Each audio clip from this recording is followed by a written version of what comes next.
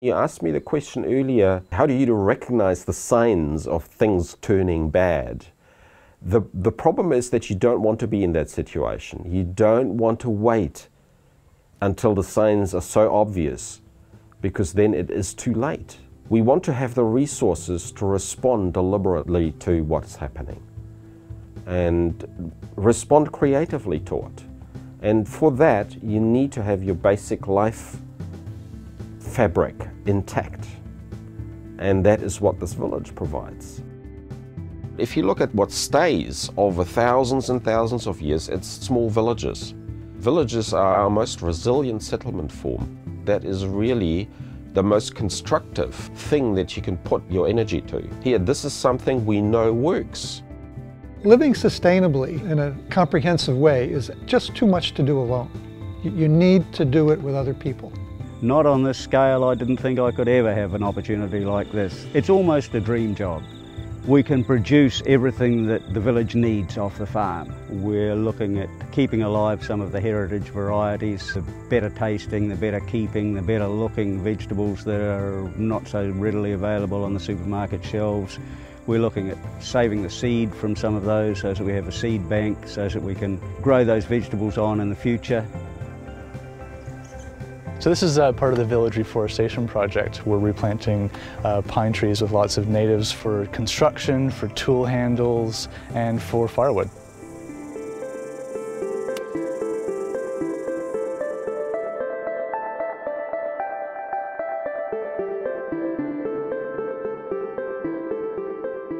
The house is built according to principles that are going to be common for all of the homes in the village. Passive solar design, the sort of materials that it's made from, they're all local.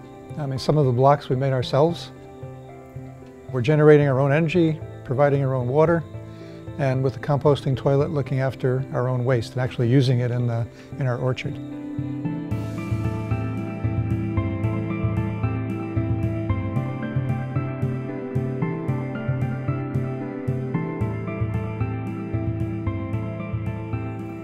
I'm surrounded by people who know more than I do about things that I want to know about.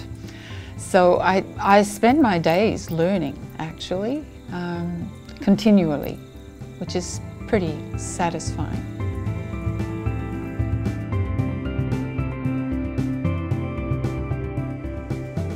Atamai is really just getting started. There's so much left to be done. There's so much left to shape. And seeing that emerge and being part of that as it emerges is just fascinating. And that's really a lot of what the whole project is about, is sort of experimenting a bit, trying to push the peanut a little bit. We hope others will learn from it. I mean, I think you can do better. There's a lot of work involved. You know, it's exciting work, it's interesting work, but there's work involved. Much more exciting than, you know, playing golf 4 times a week would be. I would like to see our kids engage more in life around them, rather than to have that life delivered to them on a flashy screen. That's a lot of turning. Oh, she got it. Can I see another pear?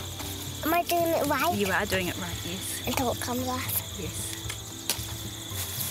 Kids will grow up with people exercising valuable, practical skills that are meaningful immediately to the kids.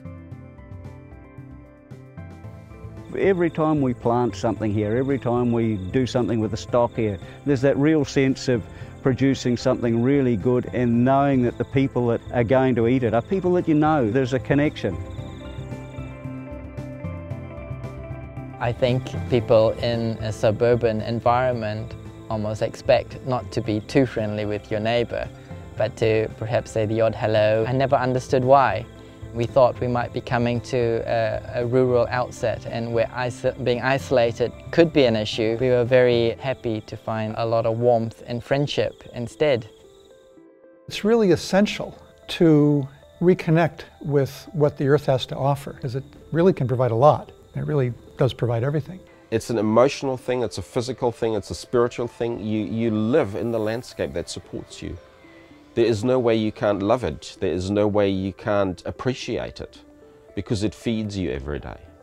It gives you water every day.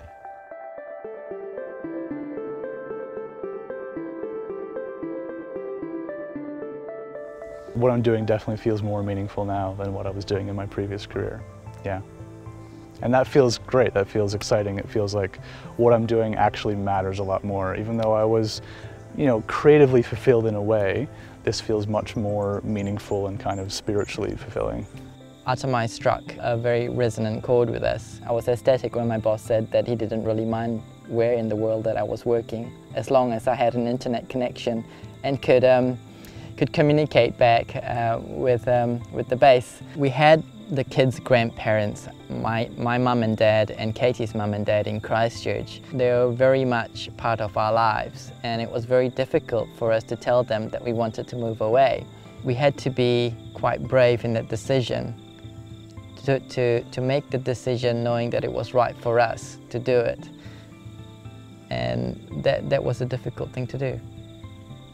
That's the hardest part of this whole thing, I remember very well the moment when made the final decision after all the discussions.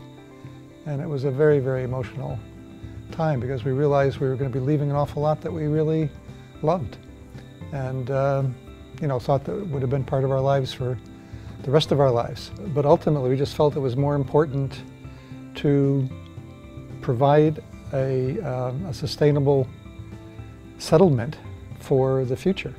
We as parents can look them in the eye and say, I have done what was best and most meaningful and most helpful to you. We are facing change, and that is what this village is about. It's the best way, the most comfortable way, and the most creative way to face change. It is very exciting to see this village becoming a reality, but it's not so much a sort of a buzzing excitement. It's more the pleasure of seeing something fall into place that needs to be here. It's a bit more quiet.